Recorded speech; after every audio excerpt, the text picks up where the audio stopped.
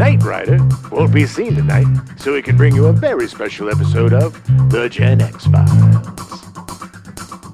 Welcome to The Gen X Files. I'm Jim. I'm Adam. And today's show is all about 48 hours. That's 2 days. Yeah, it is, Adam. That's really good for you. Adam, you've always been really good at time. Time, yeah. Mm-hmm. Time is a thing with me. That's your hobby. You're a time guy. I'm a timist. Time nerd. Yeah. Time nerd. That's true, actually. I love time travel. Ooh, 48 hours, man. No time travel in 48 hours, unfortunately. Roxanne. Take yourself back to 1982. Ooh. April 1st, the 1982 invasion of the Falkland Islands begins when Argentine forces land near Stanley, beginning the Falklands War. You know what's crazy about that? Because they landed on the 1st. Yeah. Everybody was like, this has got to be an April Fool's joke. And so they were just laughing and laughing. And that's how they won so quickly, is because they weren't prepared. Wow. They just were like, April Fools. Quickly being it lasted 74 days. Pretty quick. 907 casualties. It was the talk of 1982. It just went on forever. Yeah, and it was everybody... The Falkland Islands. There's that whole joke about, Yeah. Everybody did the Scottish thing. The Falkland Islands. The Falkland Islands. So, yeah, exactly. Yeah. The it's funny thing thing in British, I watch British shows a lot. Yeah. The BBC. I'm very cultured at them. Oh, are you? The British, one thing you are? Yes. It stands for the British Broadcasting. The British Broadcasting Corporation, Jim. Yes, thank you. I know that, and I don't even watch it. But a lot of the guys... The oldies, they talk about the time in the Falklands. Yeah, it was interesting because even though Argentina invaded and they technically lost, they still kind of claimed the island. Yeah, the island is like, we still kind of are British, so nothing really happened. It was like the British's. It was like the British mini Vietnam. Nothing really happened. Some people died. It was really dumb. On both sides. The reason it was such big news is because a lot of countries sided with either Argentina or England, and it was kind of coming close to national or global disaster kind of thing, which it never did, obviously. And they ended up determining the winner by a football match. Yeah. And by football, I mean soccer for all you American So I assume Argentina won? Yeah, it's pretty good. But Argentina's better. I'm just saying. They got good footballers. Yes. Well, you and I. Yeah, soccer fanatics. I'm all about that football. Football. August 17th, the first compact discs are produced in Germany. Das ist good, yeah. Yeah. Compact disc. Yeah, that's how you say it? Is that how you say it in German? In German. Compact disc. Nice. Okay. You have to add that at the end. You're, my German heritage. Well, no, I was going to say your Rosetta Stone's really paying off. It is. Got that for Christmas. So it's September 19th. The first emoticons are posted by Scott Fallman. Posted where? The internet. It was at that time it was DARPA, but they created emoticons. Emojis have been around for a long time. They just weren't really used until because nobody was 30 using years the net. later. That was just for intergovernmental nerds. He would just send little emoticons of nuclear mushrooms, like mushroom clouds, and be like, "We're all gonna die." Yeah. That sounds depressing. It was. December 8th, 48 Hours is released in theaters. Such a weird soundtrack. That's my steel drum. Oh, yeah. Though it is predated by Richard Rush's Freebie and the Bean. With James Caan and Alan Arkin. Great movie. The film is often credited as being the first in the buddy cop genre that included Lethal Weapon, Bad Boys, Rush Hour, a billion other movies. There's no bigger tough guy than Alan Arkin. Well, somebody had to play the not tough guy. I'm sure he was the Bean. Or Freebie. I don't know. I've never seen Freebie and the Bean. I've seen Freebie and the Bean, and honestly, I can't remember. It just sounds like a bad morning DJ show. This is Freebie and the Bean. Coming at you. WKTC, Ohio. There you go. Boise. Surrounding areas. Boise, Ohio? Yeah, haven't you ever been to Boise, No! Ohio? I don't know, man. All those places just bleed together. Outside of California, they don't exist. They're just all the same. Hey, there's New York. I'm sorry. Outside of the coast. Okay, so Lawrence Gordon, the famous producer who produced a billion movies in the 80s, came up with the original idea for the film way back in 1971. Nice. Long time previous. The original premise had the governor of Louisiana's daughter kidnapped by a criminal who strapped dynamite to her head and threatened to blow her up in 48 hours if the ransom was not met. That was 100% 100% a 70s cop movie. Oh, yeah. It's yeah. just like Dirty Harry, which is like, the guy's going to blow up a bus. So Dirty Harry doesn't, you know. It was just like mass casualties. Well, it was always some sort of crazy terrorist event in the 70s. Like, they're going to take a train. It was like, go big or go home, baby. Well, it's when, you know, they first started like... I mean, I guess they did it before, but stealing planes and stuff, like, it became really big in the 70s. Yeah. Yes. Well, stealing planes, Yes. There was a lot of hijackings. Airjacking. To Cuba? Yeah. To yeah. Cuba? The Mideast and all that weird stuff. Yeah. We talked about this before. The 70s was this time where it was like, suddenly it was like, hey, we can talk about all this true crime. And people, it's like, nope, if it bleeds, it leads. 70s was the unicorn decade, nice. Yeah. It's the unicorn decade. Yeah. It was everything that was wonderful and awful all wrapped into one, and nobody gave a crap about anything. No. So the meanest cop goes to the worst prison in the state and gets out the most vicious criminal for his knowledge of the kidnapper, who was his cellmate. And that was the only thing they kept from the original premise, except he's not the meanest, and he's not. But it's essentially him going to get a prisoner and the grumpiest cop. Yeah. So he had that idea back in 1971. A few writers worked on the project. In 1975, Gordon was making Hard Times with writer-director Walter Hill and editor Roger Spottiswoode. Spottiswoode, who went on to... he wanted to direct, and Hill suggested he break in by writing a script. Oh, man, I feel so bad for Spottiswoode. Because, you know, in camp, or when he was in... You know, especially when he would, like, get up. You know, when you're like, you got them, when you can't control your bonies. I can spot his wood. Yeah, spot his wood, spot his wood, spot his wood. That's why he's so successful. You would have been that guy yelling that 100%. at Roger.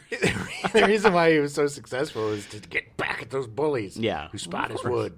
Of course. But they would say, can't spot his wood. It's all too little. You can't spot his wood. That's what we used to do to him. I was in his class. Okay. It was brutal. He did a draft of 48 Hours supervised by Walter Hill for Columbia Pictures, who had financed Hard Times. Roger Spottiswoode was the editor for Straw Dogs, fantastic Dustin Hoffman movie by Sam Peckinpah, who it was very brutal and very violent. Peter Vaughn was amazing. It was a great movie, absolutely great movie. It's hard to watch, but it's a good movie. Yeah. He eventually went on to direct Shoot to Kill, which is one of my favorite movies of all time, which is just not a good movie, but it's one of my favorite movies. Tom Berenger is like and Sidney Poitier. Yeah, Sidney Poitier is a cop who goes FBI, right? Yeah, he's an FBI guy, and he has to get the tracker, which is Tom Berenger, to find the killer. It had one of the greatest openings ever where they're trying to kill him, and he kidnaps a lady, and he puts a blanket over him, and they're walking, and they don't know who to shoot, and like it was such a good thriller. Roger Spottiswoode also directed Turner and Hooch, and the Sylvester Stallone classic Stop or My Mom Will Shoot. That was in like 92, I think. He didn't direct much after that. Yeah, because that movie was so bad. Poor Estelle Getty, you know? Yeah. Come on, Mom. Dude, what are you doing, Mom? Don't shoot, Mom. Come on. That's the whole movie. I know. She's just shooting a gun. There's no reason to watch it either. No. That was so annoying. Yeah, that seems to be an ongoing thing. The 80s and 90s movies. Just shot that revolver like it had 1,000 bullets. Stop shooting, Mom. Stop or my mom will shoot forever. Yeah. That's what it felt like. Walter Hill wrote The Getaway, which is based on the Jim Thompson novel. Yeah, it's the original one, right? The original. The one with real life. Wasn't Ally McGraw and Steve McQueen, weren't they together? It was the original Getaway. It was not the remake with the Alec Baldwin and Kim Basinger. It wasn't even. Was it Alec? Oh, I thought it was one of his brothers. Yeah, because they were married and at the time, and it was like, ooh, were they really doing it during the doing it scenes? And it was like, it's really too bad because the novel is incredible. Every Jim Thompson novel is great, man. Yeah. They're batshit effing crazy, dude. Yeah. They're pretty much like kind of crazy standard noir, up until the end. But then the end, it's just like, I think I've said this before. I think he just like shot up and started writing his ending because they were like, where'd that guy come from? What? The aliens? I love Jim Thompson. This is why I brought it up. He died penniless. Yeah. He didn't have any success until after his death. It's really too bad. Yeah. I mean, he did a lot of anyway, we'll have a whole Jim Thompson. Oh yeah, 100%. But Walter Hill also wrote and directed The Warriors, which was his biggest hit previous to this. Come out and play. Which, like, half the cast, 48 Hours, was in The Warriors. So, I mean, James Rebar. Yeah. Rebar, I He went on to write and direct after 48 Hours. He went on to write and direct Red Heat, starring Arnold Schwarzenegger, and Last Man Standing, starring Bruce Willis. And he came up with the story for Aliens and wrote the script for Alien 3 while producing all 4. Not even all 4. He literally, anything that had to do with aliens, Walter Hill produced it. Nice. Last Man Standing is a super awesome, underrated movie. Oh, it is such a cool, crazy awesome. It's a Western that takes place in the 30s, and it's basically Bruce Willis comes in as like this hitman, gunslinger kind of guy. Yeah. But it's like the 30s bootlegging times. Yeah, and it's like him versus the mob and this. It's so good. If you haven't seen it, oh my god, the last scene is like 40 minutes long. It's just this giant shootout, and it's incredible. It is incredible. Good. And Red Heat was pretty bad. Yeah, Red Heat was not good, but was that the one with Jim Belushi? Yes, yes, it was. Jim Belushi and all those walls. Schwarzenegger was like essentially. I'm from Russia. They're like me. FBI version, whatever, in Soviet Russia, and then Belushi was like a cop, and Jim Belushi, and I'm Russian. It was when they were trying to do it was kind of a bastardization of the buddy cop movies. They were trying just to put everything into everything. What if we put a Russian and an American together? That'd be crazy. It's like a fish out of water. Woo! Yeah. So the film 48 Hours moved from Columbia to Paramount, who wanted to do a draft for Clint Eastwood. They hired Hill to rewrite the script with Eastwood as the criminal. That would be cool. He did so, but he said... But when I turned it in, I said that I didn't think it would work. He also added... The best idea would be to make Richard Pryor the criminal and have someone like Eastwood play the cop. Back in 78 or 79, no one seemed to think this was such a good idea. So Eastwood passed and ended up playing a criminal and escaped from Alcatraz instead. Great movie. Fantastic movie. As a result, 48 Hours went into limbo for 2 years. Eventually, Lawrence Gordon called Walter Hill and asked him if he would make the flick with Nick Nolte as Cates the cop. Hill said, Paramount felt that the combination of Nick Nolte and a good black actor would be commercial. And he added, What happened is very simple. Richard Pryor is now an enormous movie star, and that's changed everybody's mind about black lead players. Hill envisioned a more improvisational film than he'd ever created. The story is traditional urban thriller. 2 terrible guys are out there and have to be brought down. He added, But even though I enjoy working in genres, the point is always to exploit them or give them a transfusion. So I made a very conscious decision to go with the elements and personality of the 2 players rather than be overtly genuflective to the narrative. Thrusting a white policeman and a black convict together carries so much gravity they didn't have to beat the black and white thing to death. If it works, it's because the actors' personalities. So essentially, they decided to make it a black actor, and first person they wanted to use was Richard Pryor. Yeah, of course, and because he was huge at that time, and he was just huge. Of course, Pryor turned it down because he was now doing leads. He had no reason to be second banana to Nick Nolte, and it really wasn't. I mean, it is their movie, obviously, and Eddie Murphy definitely made it more his movie. Yeah, but yeah, it was a dumb. I'm sorry, Richard Pryor, but dumb decision because. I know you like playing leads, but you pick awful effing movies, man. The same day that 48 Hours opened was Richard Pryor's The Toy. I saw The Toy. I saw all these movies. Something else came out at the same time, too. That was like Airplane 2, the sequel. 2, yeah. I remember that weekend seeing all 3 of those movies. Wow. And being, even at that age as a young boy, being super creeped out by The Toy. There was just something... I really liked that movie when I was growing up, but I also wasn't very aware of... bad racial stereotypes and that things. was awful. And then just like them and their weird Spider-Man jammies running around. It just seemed untoward. It was very weird. Yeah, it was very weird. And then also Airplane 2 was a bit of a disappointment too. Yeah, couldn't capture the original. Even though it had. Yeah. Captain Kirk is William Shatner. Yeah, Captain Kirk played William Shatner. That was really interesting. Yeah. But the best of the best, baby, was 48 Hours. Of course, I love that movie. Hill's first choice after Richard Pryor was Gregory Hines. It was huge at the time. Have you ever seen the movie Wolfen? No, I don't think I have. Ooh, Wolfen's a really cool. It sounds really familiar, but I don't think. It's not. It's kind of a werewolf movie, but it's more of a. What is the Native American shapeshifter? The Wendigo. Kind of a Wendigo, but they turn it. I don't know if it's a Wendigo because they turn into wolves. They don't, necessarily turn into the Wendigo. But there's a young Edward James Olmos is the guy. Oh. Like, you know. Muted up and they think he's turning into a wolf, but it's really not. It's a really good movie, though. Yeah, It's him and, old guy. Great actor. Don't remember. Don't care. Doesn't matter. Show ain't about him. It doesn't matter. But Richard Gregory Hines was not available, so Hill's then girlfriend and future wife, Hildy Gottlieb, recommended her client, Eddie Murphy, then best known for his work on SNL. Oh, yeah. And what a stroke of luck. This is how it kind of happens in all these stories. It's just, there's so much luck involved. Yeah, just chance. And I'm not going to say nepotism, but just like, hey, I know this guy who... And you got to have the talent to back it up. Of course. I'm not discounting anybody. You know, there's a lot of people that get the shot that don't deserve the shot. Right. But, you know, this kid deserved the shot. This was just smart thinking on her part and then smart response in his. Eddie Murphy was the epitome of someone who saw an opportunity and milked it for everything he could. He was the human version of a rocket ship, baby. Yeah, He knew that if he got on this movie, he would learn so much, he would become better, Yes. and that it was his gateway into becoming a huge superstar. He was always 2 steps ahead, even at Yep. a young age. Because he wasn't even 21 No, he was 20 when he first started shooting this. when he first started shooting this. He couldn't even have a drink. He had never had a sip of alcohol in his life. I mean, it's possible. The character of Reggie Hammond that Murphy plays was originally named Willie Biggs, but Murphy felt that it was too stereotypical of a black man's name and changed it to Reggie Hammond. Willie Biggs. Yeah. Although, I mean, Reggie kind of, I think, has become actually kind of stereotypical as well, but I think a lot of it's because of this movie. Well, I think Reggie Jackson probably was Probably. the gateway to the Reggie name. Yeah. And there's a lot of respect. Yeah, sure.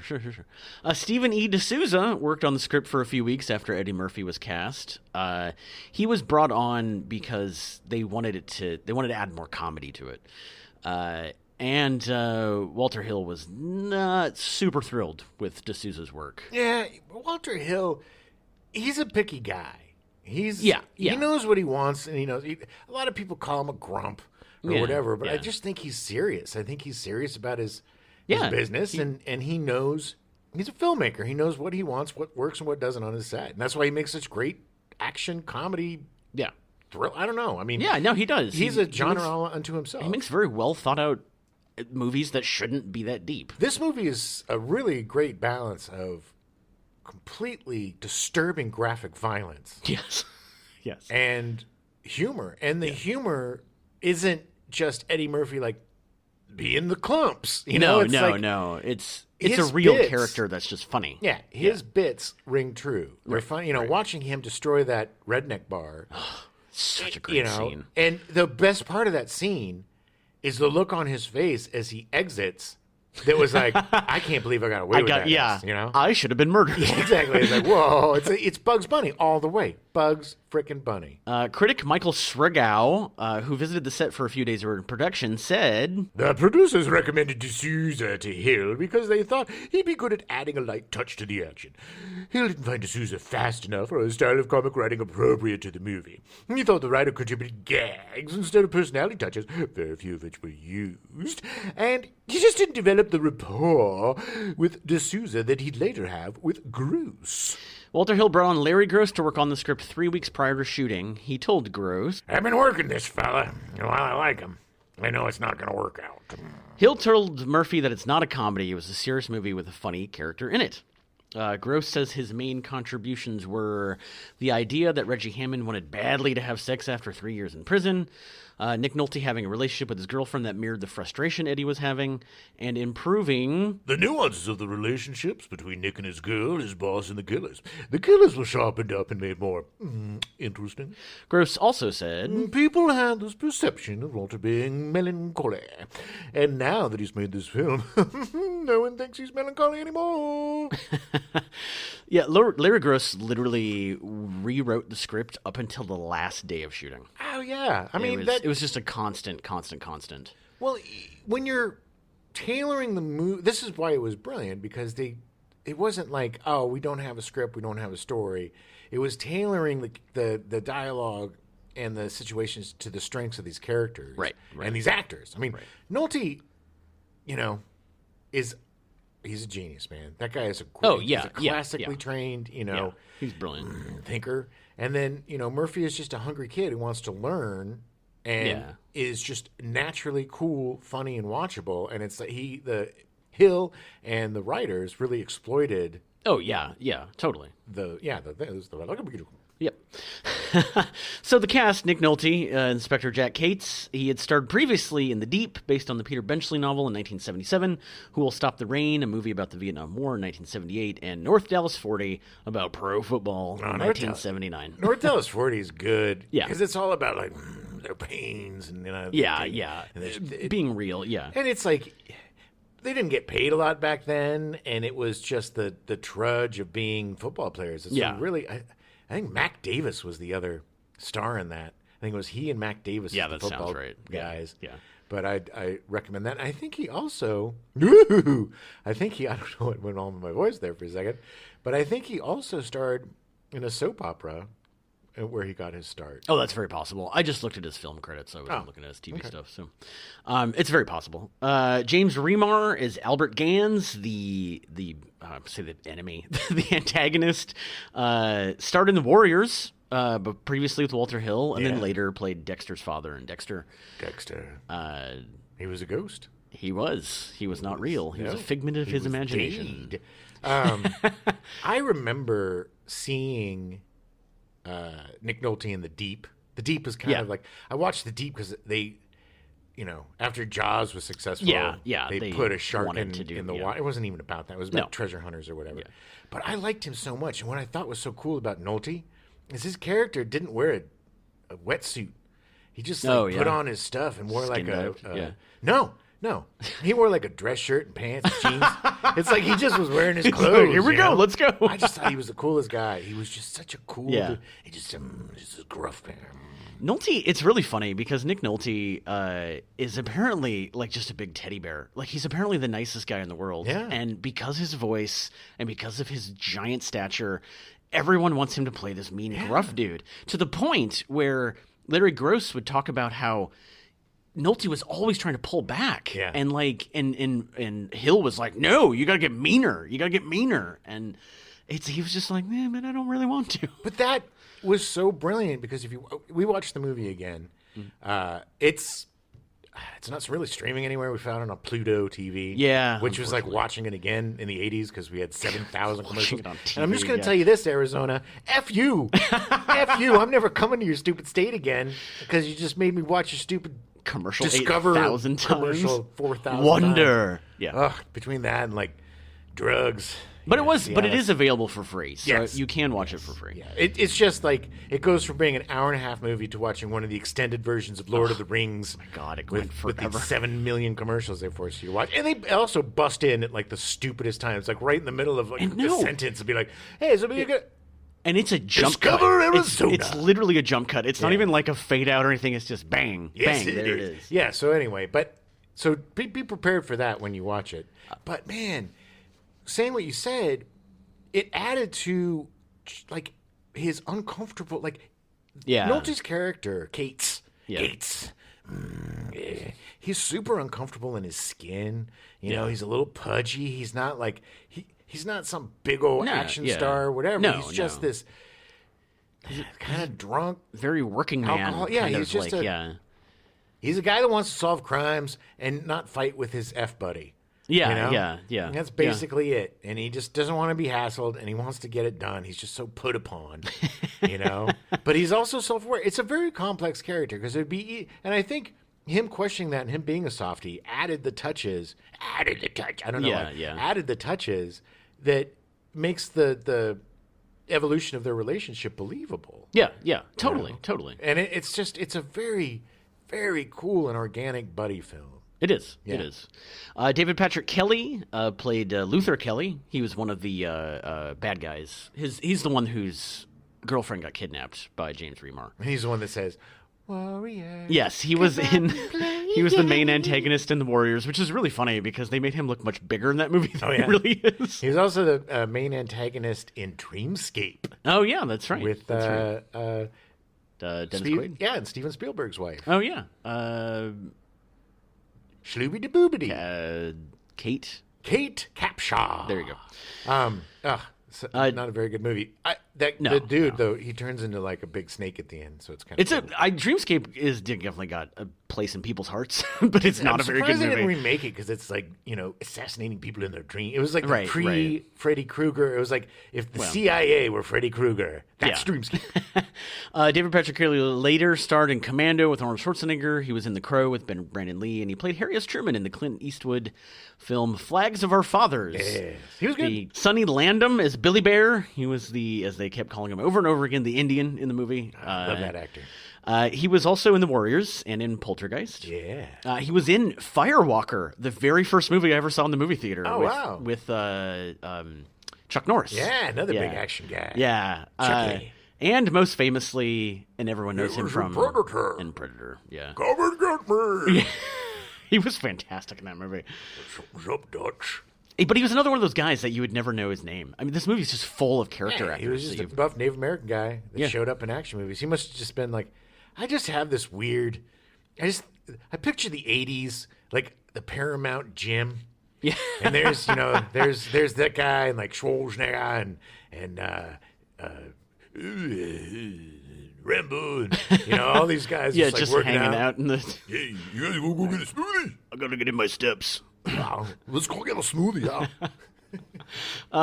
Brian James as Inspector Ben Kehoe. B-R-I-O. Yes, Brian. He portrayed Leon Kowalski in Blade Runner, what he's most famous for. Another character actor that was in everything. Yeah. He appeared in Southern Comfort, another 48 Hours, the sequel to 48 Hours, Silverado, Tango and Cash, Red Heat, The Player, and The Fifth Element. He's just got this face, man. He's just got like a hound dog face. He can play super dumb or super spooky. Like Hatchet face. Like he's very, And good for him, too, because I don't know if you remember the plot to Another 48 Hours. I don't think I've ever seen Another 48 Hours. You're not missing a lot. But did that come out in the 90s? 1990. Yeah. Kehoe and his partner were the bad guys. They Ended was up like being crooked cops. the bad guys, yeah. So he got a much more expanded role. Yeah. Well, he'd been in a lot of stuff by then. He proved his worth. He was in trouble. Annette O'Toole played Elaine Marshall, the beau of Nick Nolte. Peter O'Toole's daughter. Peter O'Toole's daughter. Guest starred in a ton of TV shows during the 70s. Her film career never really took off. She was in movies and stuff, but she's had a huge TV career. I remember her big breakout, and everybody thought she was going to be a huge star, was Cat People. The remake of Cat People. It came out literally the year, like a few months before. Right, that was her year. Yeah, and Malcolm McDowell and Natasha Kinski. Yeah. She was in that, and then she did a topless scene, and it was O'Toole's daughter doing the boobies, and it was like this huge the boobies. Is that what you called it back in the day? That's what they said. There's a clause in your contract. Was like, tonight on the news, Annette O'Toole, Peter O'Toole's daughter, is doing the boobies. Frank McRae is Captain Hayden. That's the way it is. Captain Hayden was the police chief. He was in 1941 in Used Cars, two very underrated comedies. Yeah. He was also reprised his role as Screamin' Mimi. And this is the funny thing, is that rewatching it again, I was thinking of his character from Last Action Hero, and I was like, he does this all the time. Like, he's in this all the time, but it was just to make fun of his part in 48 Hours. He probably was just like, okay, look, I'm going to need a lot of hot water with some lemon and some honey in it. Okay. And look at you guys up there. And he pointed with his thumb and his fingers. His hand was in his thumb. And he had one of those weird, like, super bent back thumbs. Oh, yeah. It was just, I get really fascinated by hands. He was a great actor. Amazing. And he was kind of the I think the prototypical screaming commander was Starsky and Hutch. Right. I think he was kind of a... definitely furthered the stereotype of the screaming And we went to Beverly Hills Cop. I mean, it was just it's always the screaming black commander cop. That's true. Jonathan Banks is Detective Algren, who, of course, we all know eventually went on to Breaking Bad. He was also in Beverly Hills Cop. He was in Beverly Hills Cop. He was in a ton of stuff. I mean, he's had a very good career. There was a group of guys, like the Walter Hill and the Scott brothers, these guys that were making movies back then. There were just these journeyman actors that were in all those movies. Yeah. Banks was one of them. Johnny Pantaleone. Pantaleone. Joey Pants. Joey Pants. Pantaleone. He was another guy that was in all that stuff. It was just they had all these like goombas. Yeah, they just threw into stuff, and they were henchmen, and they were yeah. this or cops or whatever, and you could make a really great career. Oh yeah, a great career. Margot Rose is Casey. She went on to parts in Night Court, which is what I immediately recognized her from.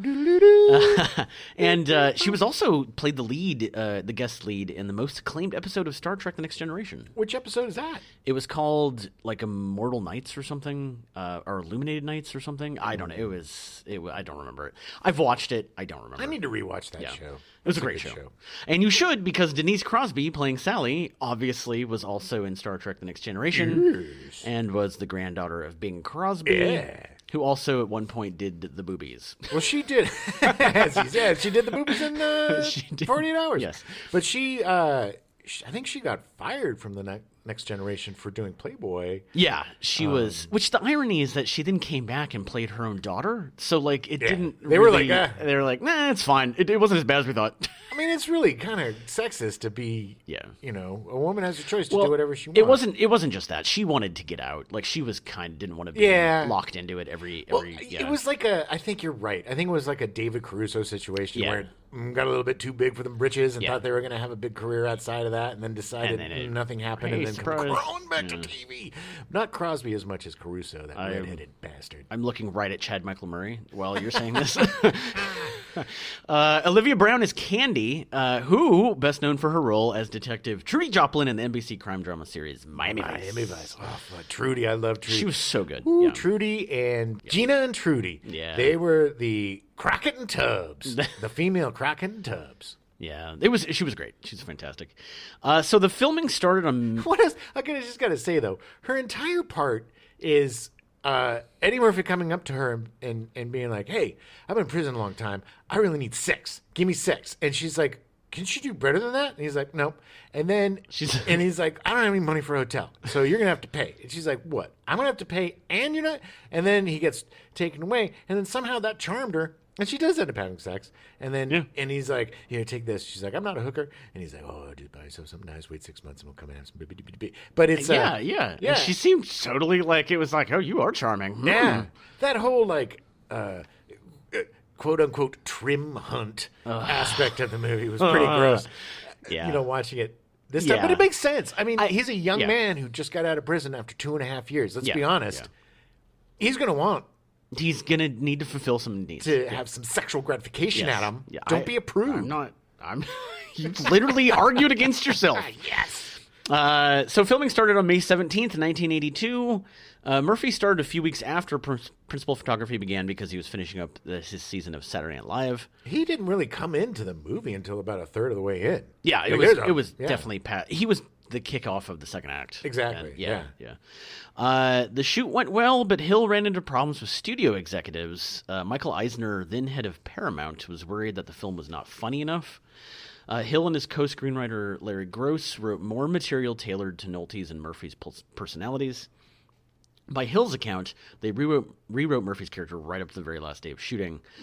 Executives also found the footage of the gunfight in the hotel to be way too violent and were worried that it would kill the film's humor. God, that's what's so brilliant about Walter Hill is he's got Peckinpah's violent sensibilities. Yeah. The way he can mix it, like with Midnight Run. Yeah. You know, nobody does action comedy better than this guy, but he doesn't flinch from the violence. It's, I think it's his kind of like, violence is effed up, man. It's a thing. I mean, are you reacting to this? We're supposed to. Because it is brutal, man. Jonathan Banks. Oh. You know, that whole point where he's just, when Jonathan Banks comes walking down the stairs, clicking it's like, first of all, Banks, make sure it's freaking loaded before you come down the stairs, dummy. I know you've been shot, but you're still a cop. Would have been a much shorter movie if you had bullets in that gun. But he comes down like a dummy, click, click, click, click, click, click, click, click. It's like, okay, you clicked it. Yeah. So pathetic to the point where the hostage is like, oh my God.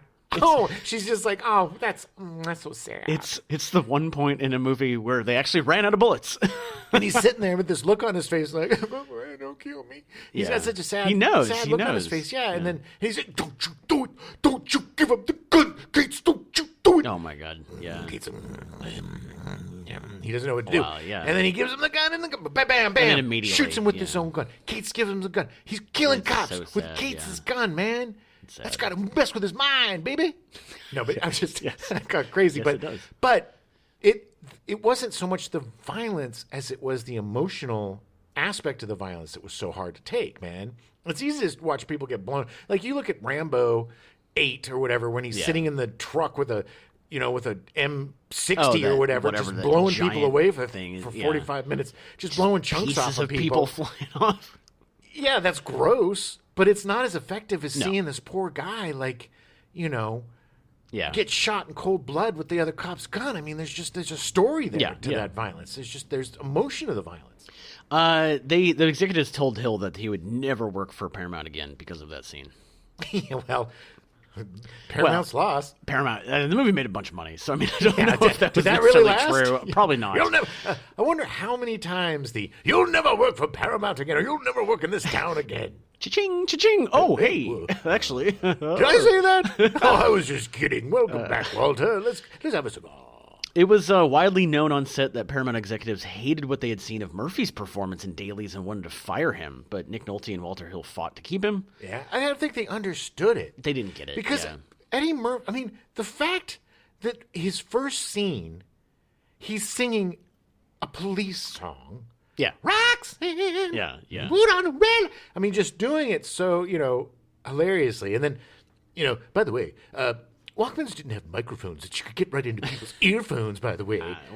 Nitpicky. Yeah, well. But still, it's like, they probably were like, well, he should have been singing James Brown or whatever. You know what I mean? It's like, he zigged when they zagged. Yeah, he wasn't playing as, and there was no stereotype to Murphy's character. No. Murphy's character could have, except for the racial crap coming out of Cates' mouth. Well, yeah. But which look, man, that's a story. Cates uses a lot of watermelon and, a lot of really crappy stuff.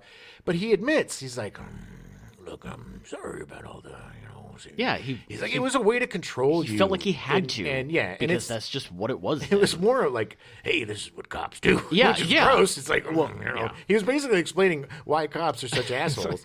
But the thing is, it's like Eddie Murphy didn't just take it. Eddie Murphy wanted to get laid and have a steak. Yeah. And he got pushed to the point where he beat the crap out of Nick Nolte. That fight is so great. Beat the crap out of each other. Oh but I mean, but it was Murphy. Yeah. It was cool that they gave Murphy the edge. Like, he was a young. It's like he knew what he was doing. Yeah, and that's how it is with these love story buddy things. When these platonic fallen lovies, you gotta beat the crap out of each other before you start kissing. It's true. It's true. Actors remembered Murphy on set as a diligent performer who was open to suggestion and stuck to the script. Murphy just wanted to learn. He came into the film with no film experience beyond shooting that awful thing for Best Defense, which was just an added thing, and nobody wanted to see that. No. Not even Dudley Moore and Eddie Murphy. Hill purposely scheduled Murphy's bigger scenes to be shot at the end of the production, such as the country western bar scene, because he wanted to make sure that Murphy was more confident. Oh, yeah. And because he knew those scenes had to hit, and he knew they had to be really good. Well, Murphy was still super hungry at this point. He had a lot of success on TV with he's dominating Saturday Night Live at this point. Yeah.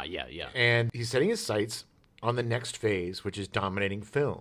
Right. And instead of being, and this is what made him a star, instead of being some hubristic attitude, bringing his entourage, which he was eventually, bringing his entourage on set. Yeah. He had earned it by then.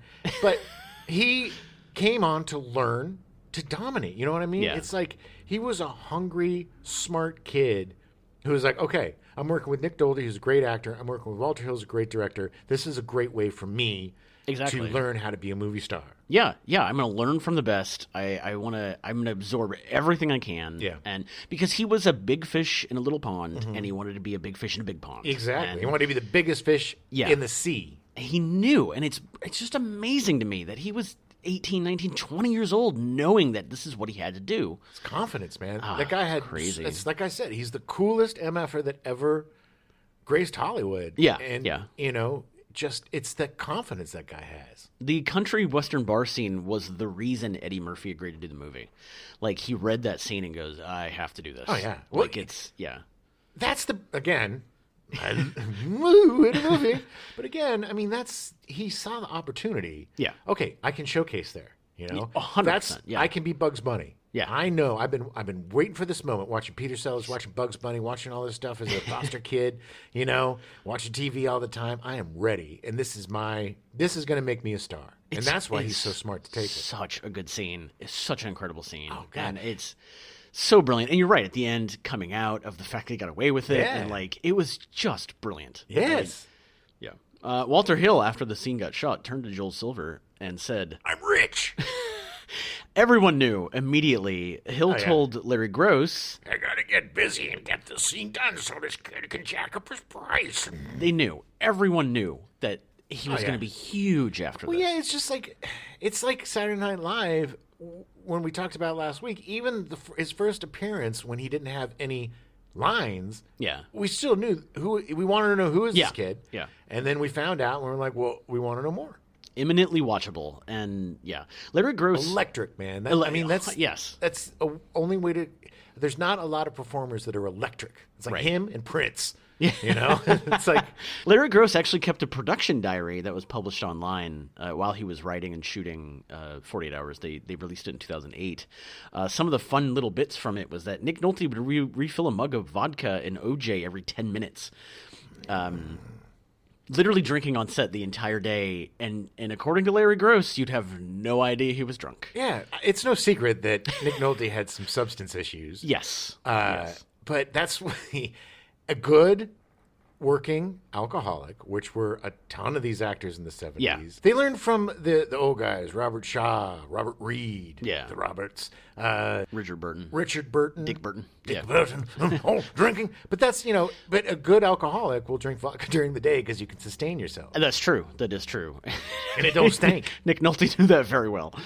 Larry Gross thought that the Murphys' rendition of Roxanne was one of the funniest things he'd ever seen. One of the greatest introductions to a character, too, by the way. Yeah. But they would, according to Larry Gross, him and Walter Hill and Lawrence Gordon and some other people, they would sit around and just talk about like old westerns and philosophize about like John Wayne and like Walter Hill thought John Wayne was just an asshole and was a complete bully. Yeah, just complete total bully. Well, John Wayne was a bully. Yeah, he was. I mean, if you ever watch him, there's some great like drunken speeches that he gives. He's very, it's getting to be goddamn. That's the speech that Howard Stern played all the time. No, goddamn ridiculous. It's all about the hippies and the dippies and the doopies. But it was that must have been so fun at that time to listen to the guys that were old school and new school. Yeah, that's exactly. That's the thing is that, and I can't. This is the shame is that the production diary for this was released in 2008 on a movie site called Movie City News.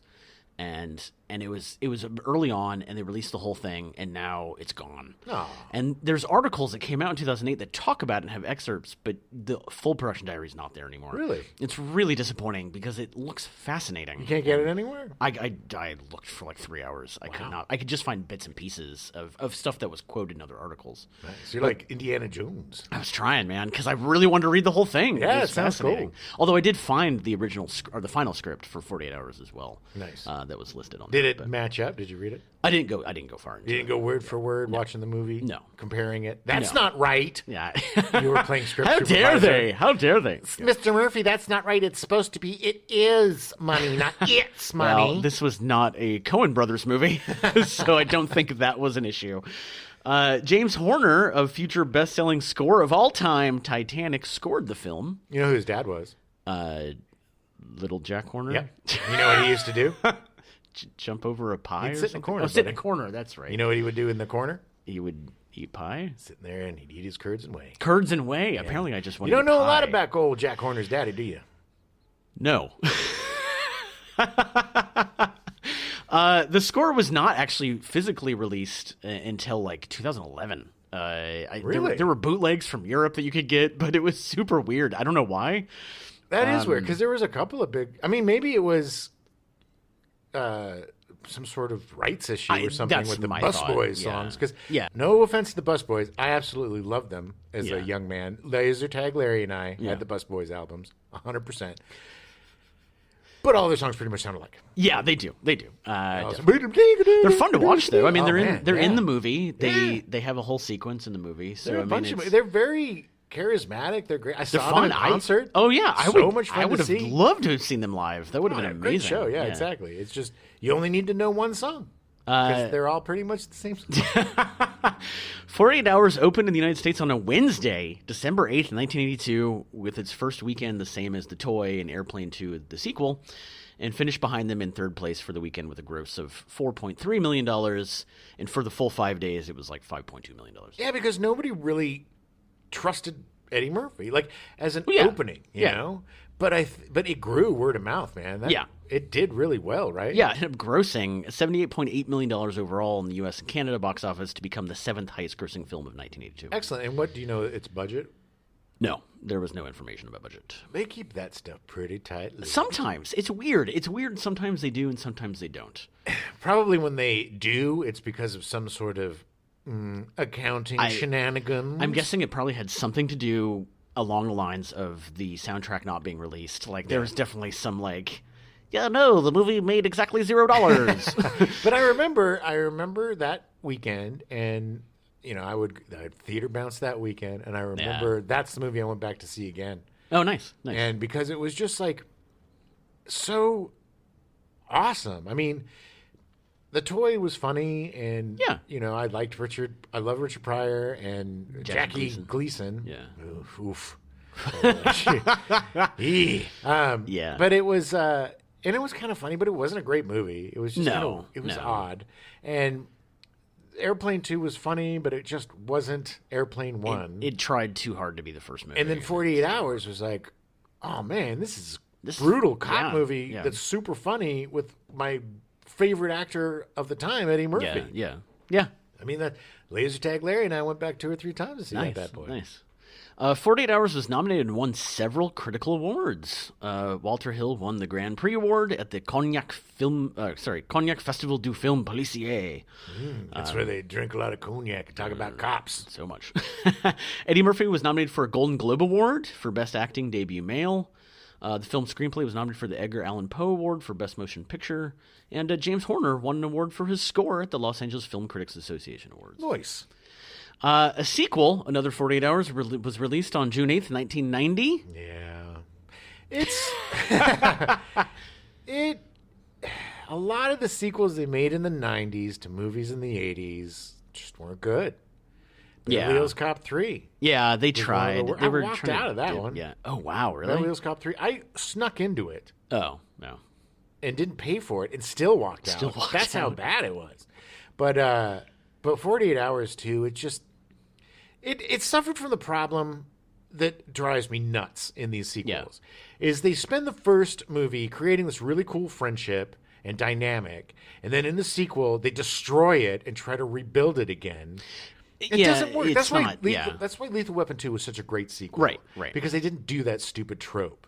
They just made them better friends. Yeah. You know, and then brought in a third guy to be the foil. Right. You know? Because no matter what, they already did this in the first movie. They became friends, or as close as you can, you know, considering who they are. But, like, it just doesn't make sense to go back. Like, you're retreading the same plot. Exactly. And there's no reason to make a sequel. That movie is very well contained. Yeah, we're curious about our buddies, but we can pretty much, you know, guess he got out of prison. They were probably friends. He got him a car, you know. Then they opened up a PI business together. See, that's would have been the okay, Hollywood. Oh, here we go. If I would have written the 48 Hours sequel, it would have been this.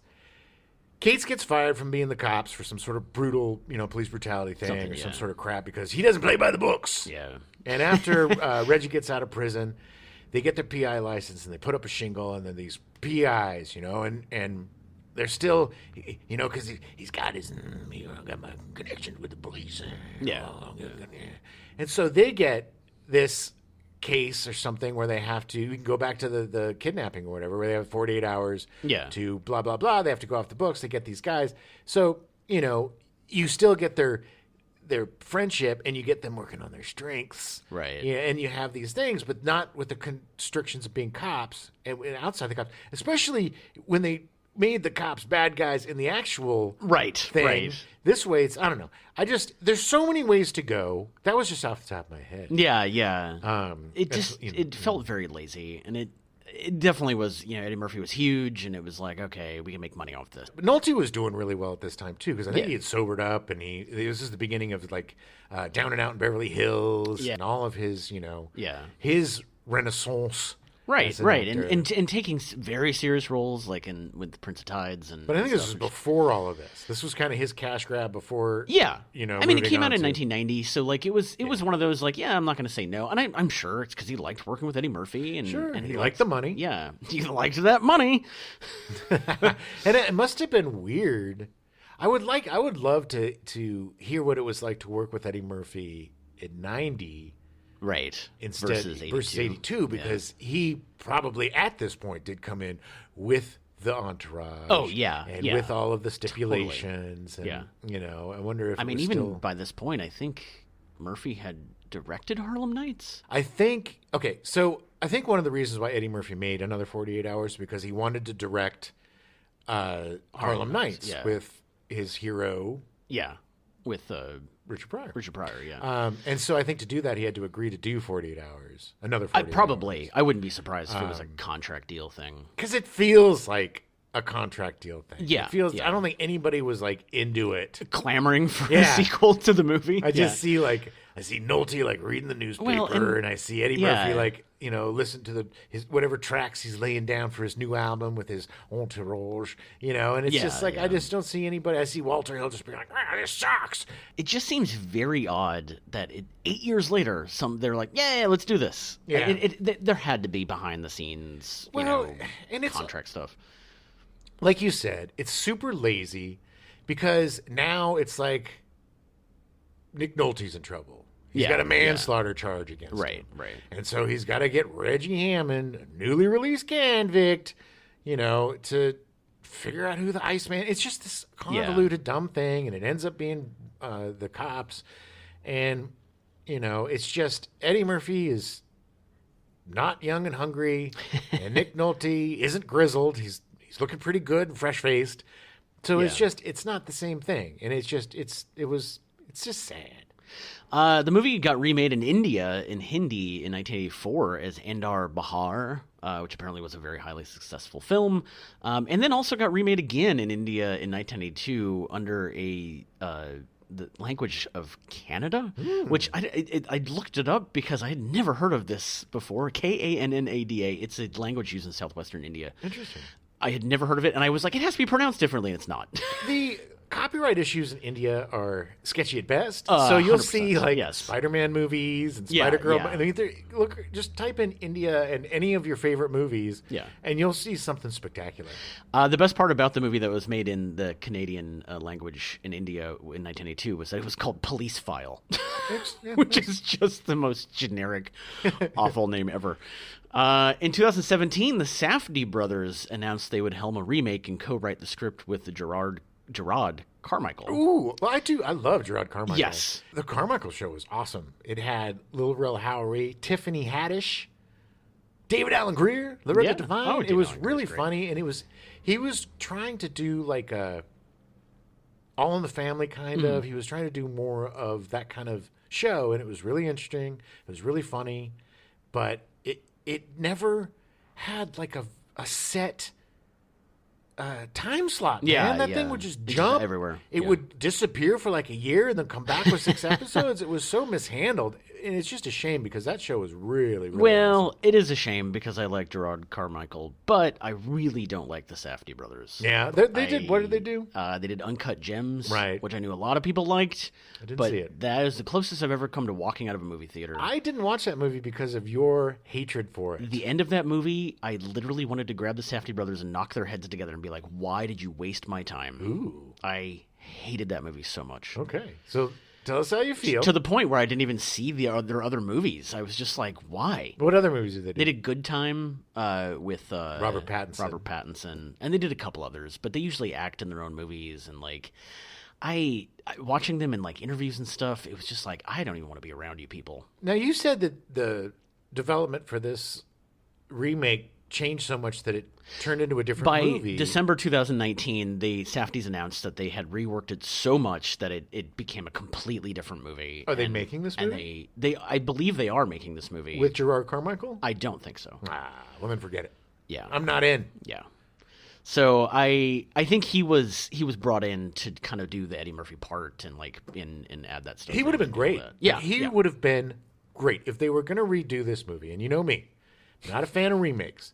Yeah. But if they were going to do it, he would have been a really interesting choice because he's got that same swagger and attitude, but a totally different comedian. Yeah. But he has still that confidence that just makes him cool, watchable, Yeah. and unflappable. Yeah, You know? He's yeah. just like, he's another guy he's that's very just fun to watch. I hope he takes off, man, because he's a really talented cat. All right, we are out of time, so we will be back next week with Trading Places. Yeah, oof, baby. I I'm love so it. excited about covering this. This has been a really fun month because so much of Eddie Murphy's output for the last 20 years has been kind of, let's just say subpar. Suspect. Yeah. I mean, he's had a nice little renaissance the last few years. He's stayed away from the giant blockbuster movies, and he's gotten more down into the nitty-gritty of the acting and stuff. He's gotten better. I guess what I'm trying to say is it's really cool to watch Eddie Murphy become a star. Yeah. And from going from Saturday Night Live to this and then to Trading Places, it's just watching this crazy lightning bolt of a talent kid go from this raw, unrefinable talent to just kind of becoming the superstar. And it's incredible how much charisma this kid had. Yes. Wow. That's it. We're out of time. The film is often credited as being the first in the body. Wow. The story is traditional. Sorry. Yeah. We now return you to your regularly scheduled programming, The $6 Million Man, already in progress.